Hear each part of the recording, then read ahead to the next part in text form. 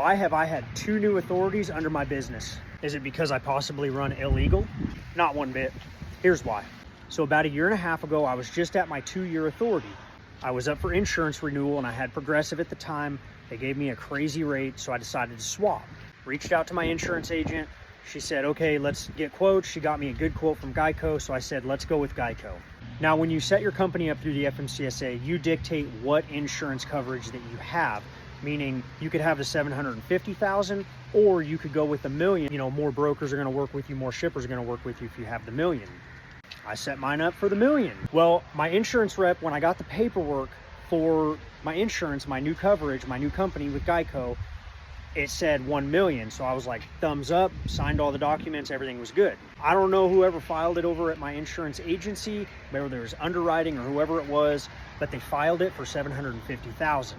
Even though I signed the paperwork for the $1 million, they did all the federal filings, all that. It flagged it in the FMCSA that I didn't have enough insurance coverage and they lapsed my authority. Now remember, I was at 2 years authority. When they lapse your insurance and then it reactivates it once they fix the insurance, it set me back to day 1 authority. Yes, one of the big questions that I do get when I tell people about this, could you still work with all the brokers that you worked with before after you hit your 1 year? Nope, it red flags you in all of their systems, RMIS, Highway, My Carrier packets.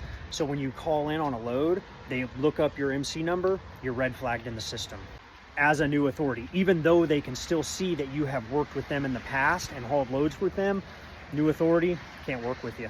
Even all of the buddies of mine that were brokers, red flagged in their system, and they can't override it because of all the scammers in the industry. So note, whenever you change your insurance, triple verify that when they file your insurance, they file it correctly with how you set your company up. So that is how I've had a new authority twice. It's not 2 separate authorities, it's the same authority, just lapsed in my authority. Anyway, y'all have a good day.